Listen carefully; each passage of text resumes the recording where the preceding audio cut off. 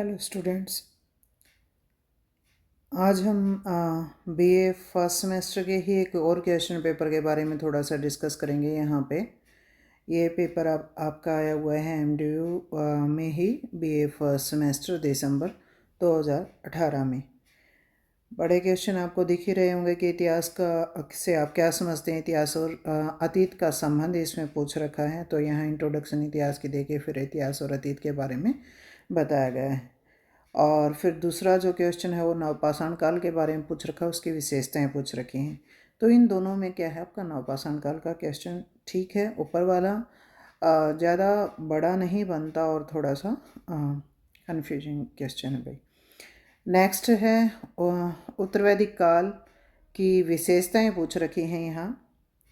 कल भी जो पहले वाली वीडियो में एक हम पेपर डिस्कस कर रहे थे, उसमें क्या है, आपका वैदिक काल की विशेषताएं पूछ रखी है, यहाँ उत्तर वैदिक काल की पूछ रखी हैं भाई। फिर है महात्मा बुद्ध का जीवन परिचय और उनकी शिक्षाएं।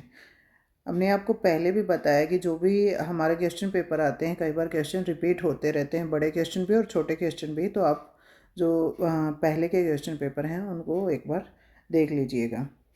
नेक्स्ट है हमारा चंद्रगुप्त मौर्य, विजेता और प्रशासक के रूप में उसकी सफलताएं। तो चंद्रगुप्त मौर्य के जो इंट्रोडक्शन है, जीवन है, उसके बारे में बताओगे। कौन कौन सी उसने विजय हासिल की थी वो बताओगे, और कैसा वो प्रशासक था, इसका मतलब उसका जो शासन प्रबंध वगैरह जो उसने किया था वो आप इसमें बताओगे। तो मौर्य काल का जो शासन प्रबंध वगैरह है वो चीज़ें आपकी हुई हैं, या मौर्य काल की विशेषताओं में से एक पॉइंट, और चंद्रगुप्त मौर्य के बारे में।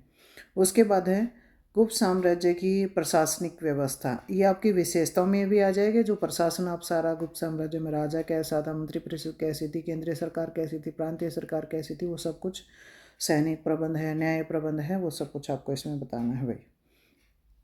तो देखिएगा यहाँ कुछ क्वेश्चन आपको अलग दिखे, जैसे ये आपका अलग है। फिर उसके अलावा आपका जो चंद्रगुप्त मौर्य का है वो इम्पोर्टेंट पड़ता है भाई, कई बार आ भी जाता है। और जैसे यहाँ प्रशासन ही पूछ रखा है अकेला, तो आपको ये डीपली बताना पड़ेगा। फिर आपके जो मैप आए हुए हैं वो फिर से रिपीट हो रहा है, हड़प्पा सभ्यता का और कनिष्क का जो साम्राज्य विस्तार है वो आपसे पूछ रखा है।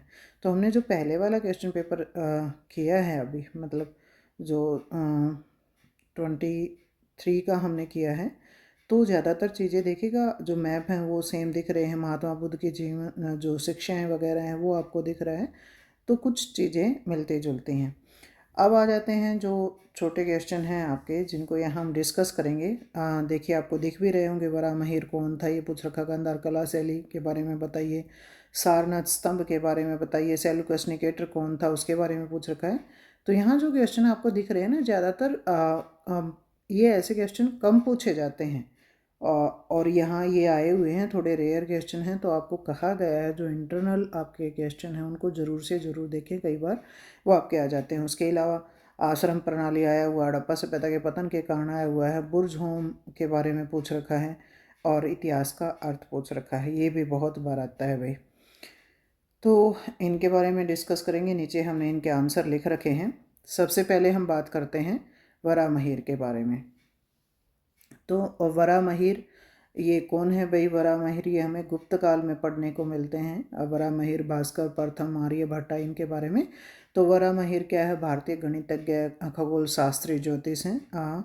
चंद्रगुप्त विक्रमादित्य यानी चंद्रगुप्त द्वितीय गुप्त काल में 9 रत्नों में से इसको एक माना जाता है। उज्जैन में इनका उज्जैन के आसपास का जो क्षेत्र था वहाँ जन्म इनका माना जाता है। इन्होंने बहुत से क्या है ग्रंथ लिखे थे, जिसमें पंच सिद्धांतिका जो है वो एक है, जिसमें ग्रीक, मिस्र, रोम और भारतीय खगोल विज्ञान का जो संग्रह है उसके बारे में वर्णन कर रखा है। दूसरा जो क्वेश्चन है वो है गांधार कला के बारे में आप क्या जानते हैं? जब आप कुषाण काल का पढ़ते हैं, कनिष्क के टाइम पीरियड का पढ़ते हैं, तो आप वहाँ गांधार कला शैली और मथुरा कला शैली दो पढ़ते हैं। तो गांधार कला शैली में क्या है, महात्मा बुद्ध के बहुत सी मूर्तियाँ इसमें बनी हुई हैं, और ये पहली से 7वीं शताब्दी ईस्वी के बीच ये विकसित हुई थी शैली, और भारतीय विषय वस्तु थी इसमें, लेकिन ये कला शैली क्या है, यूनानी और रोमन थी। गांधार कला में बुद्ध की बहुत सी मूर्तियाँ सुंदर बना रखी हैं, और इसमें सफ़ेद और काले रंग के पत्थरों का इस्तेमाल किया जाता था। तो गांधार कला शैली का प्रभाव देखने को मिलता है दूसरे देशों का इफेक्ट कि वो कितने सुंदर तरीके से बना रखे हैं। और मथुरा कला शैली जो मथुरा के आसपास विकसित हुई थी वो कला शैली थी भाई। उसके बाद नेक्स्ट क्वेश्चन के बारे में बात करते हैं, सारनाथ। तो ये क्वेश्चन आपका आया हुआ है जब आप अशोका के बारे में पढ़ते हो या फिर आज भी वर्तमान भारत को देखते हो, कुछ प्रतीक चिन्ह ले रखे हैं उस टाइम पीरियड के।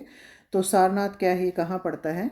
उत्तर प्रदेश वाराणसी में पड़ता है और ये बौद्ध तीर्थ स्थल इसको माना जाता है। और सारनाथ स्तंभ भारत का राष्ट्रीय प्रतीक माना जाता है। यह स्तंभ अशोका के द्वारा बनवाया गया था और यह स्तंभ चुनार के बलुआ पत्थर से बना है। और इसके शीर्ष भाग में क्या है, 4 शेर हमें देखने को मिलते हैं, मतलब दिखाई 3 देते हैं, को पीछे अस्टा हुआ दिखाई उनके पीछे छुपा हुआ रहता है। उसके अलावा चक्र भी आपको देखने को मिलता है। तो ये सारनाथ स्तंभ के बारे में है। उसके अलावा सेल्यूकस निकेटर के बारे में पूछ रखा है भाई। आप सिकंदर महान के बारे में पढ़ते हैं, 326 में वो आक्रमण करता है भारत में। और उसकी मृत्यु के बाद क्या होता है, सेल्यूकस निकेटर क्या है, शासक बनता है, उसका सेनापति ये था भाई। और फिर भारत में वो आक्रमण करता है, चंद्रगुप्त मौर्य के साथ सेल्यूकस की लड़ाई होती है 305 के आसपास, 305 304 के आसपास।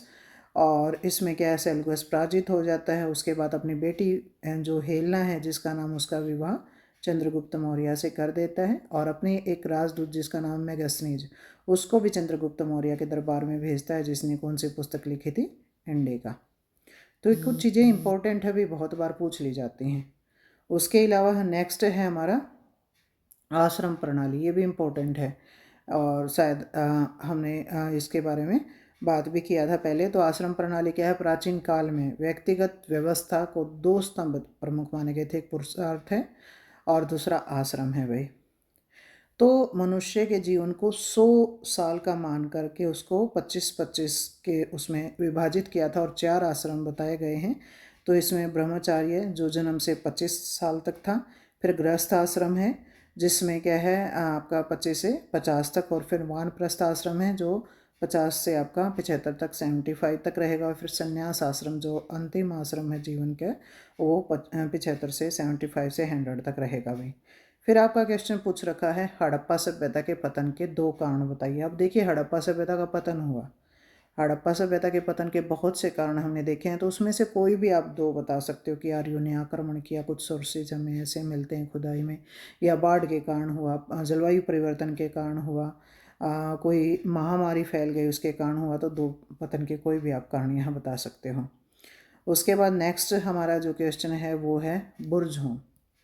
अब देखिए, बुर्ज होम क्या है, ये नवपाषाणिक स्थल है भाई, नवपाषाण काल की बस्तियाँ के रूप में यहाँ देखा गया अवशेष मिले हैं।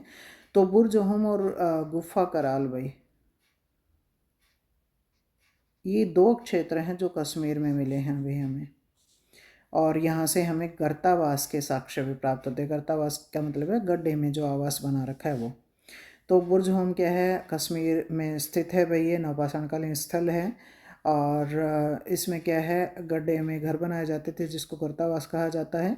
और उसके अलावा मनुष्य के साथ कुत्ते को दफनाए जाने के साक्ष्य कहाँ से मिलते हैं, तो ये भी बुर्ज होम से ही प्राप्त होते हैं भैया हमें। नेक्स्ट हमारा क्वेश्चन और लास्ट हमारा क्वेश्चन है इस पेपर में, इतिहास का अर्थ क्या है, या अकेला इतिहास भी आए आप तो क्या बताना है। इतिहास होता क्या है, अतीत की घटी घटनाओं का काल क्रमानुसार वर्णन, या अतीत की महत्वपूर्ण घटनाओं के अध्ययन को इतिहास कहा जाता है। इतिहास को 3 भागों में या 3 शब्दों में डिवाइड किया गया है। इति ऐसा ही, ह निश्चित रूप से, और आस का मतलब है था। तो इसका अर्थ क्या हुआ, शाब्दिक अर्थ क्या हुआ, ऐसा ही निश्चित रूप से था या निश्चित रूप से ऐसा ही हुआ था, ये इतिहास का अर्थ है भाई। इतिहास शब्द का जनक किसको माना जाता है, या इतिहास का प्रयोग सबसे पहले किसने किया है, हेरोडोटस ने किया है। हिस्टोरी का पुस्तक उसने लिखी है और वो यूनान के रहने वाले थे। तो ये आपका जो क्वेश्चन पेपर है उसके छोटे जो क्वेश्चन थे वो कंप्लीट हो जाते हैं भैया।